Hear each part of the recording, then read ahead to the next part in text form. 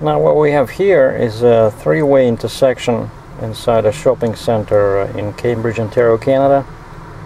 And each time I look at it, you know, I'm surprised why bureaucrats always go for stop signs in cases when they can use yield signs with much more effectiveness.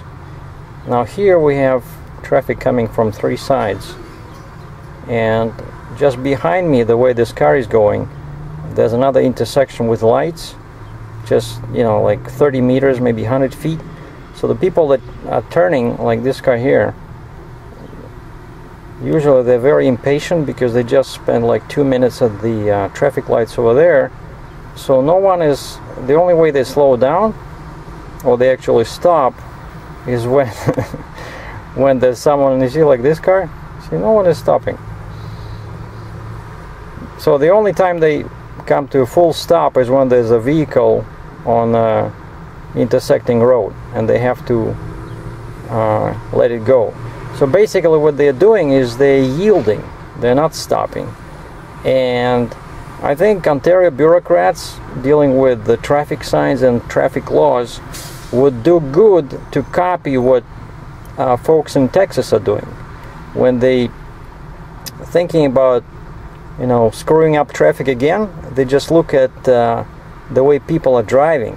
Like, they keep increasing speed limits on highways. Why? Because when they measure the average speed of what people are driving at on freeways, they see that those speeds get higher and higher, and then they just take a certain percentage. I think it's like either 80 or 85% of the people, you know, driving on the freeway, and they just take that speed. So here you see the stop signs, they're like money.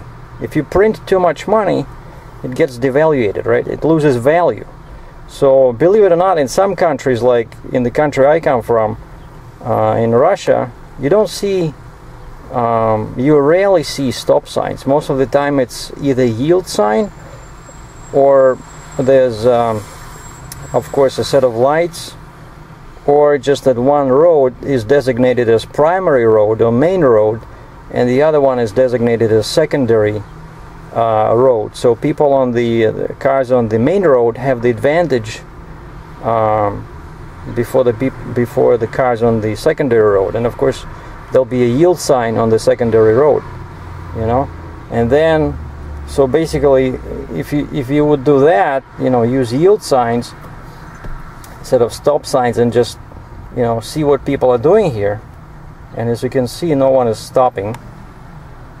Okay, this guy stopped. Why? Because there's someone else over there, right? So he's yielding, right? They're not stopping, they're yielding. But basically what's happening is that people are losing faith in signs. You know, they believe, they come to understand it's just like the speed limits, which are quite arbitrary on freeways in Ontario, Canada. So the same is happening with stop signs. And as a professional driver, I really think that Canadian bureaucrats should start looking at what people are doing at intersections. You know, just like I'm sitting here with this camcorder, you know, that I picked up for a couple of $100 at the Best Buy. You know, any bureaucrat can just sit here or just watch, and they will see how foolish their rules and laws and regulations are. This was Sergey Drachev from Cambridge, Ontario, an anti-stop rant. Thanks for watching. Take care.